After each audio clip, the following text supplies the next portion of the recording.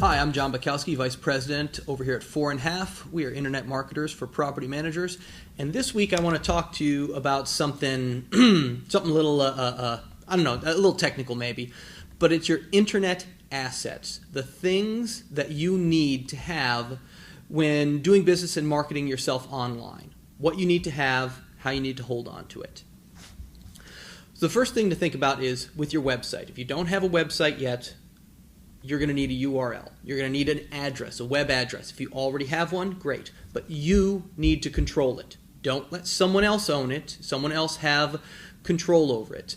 So you need to go to GoDaddy and buy it yourself or get control over it. You don't want anybody else to be able to shut that off at any given time.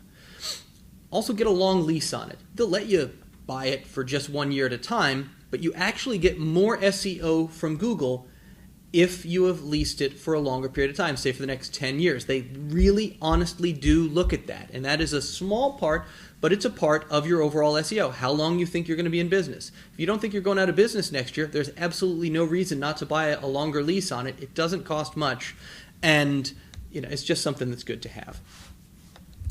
So for the things that you need when you've got things for your website, if somebody does a write-up on you in the paper, or maybe you're giving a talk or attending a conference and they need some information from you, some stuff that you're generally going to need.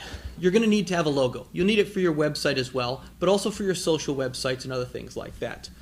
You need two kinds. You need a square one and you need a rectangular one.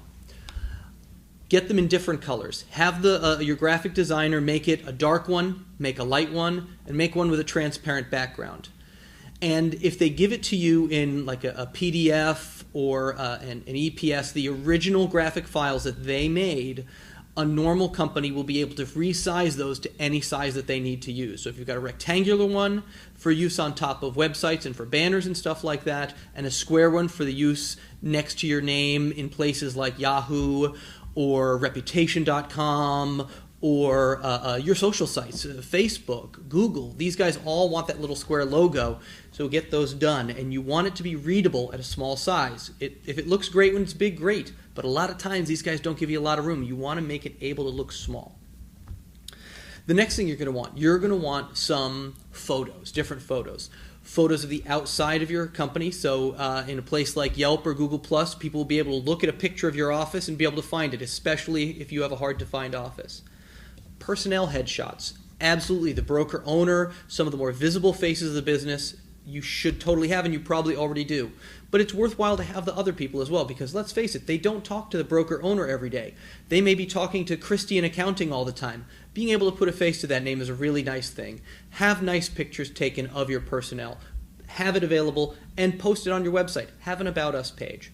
And on that About Us page, the other thing you're going to need, personnel bios. Just a little bit about the person. Humanize them.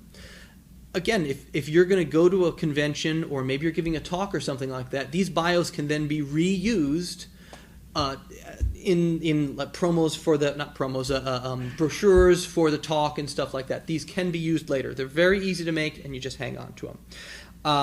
The company's bio or the company's description, have a long one, have a short one.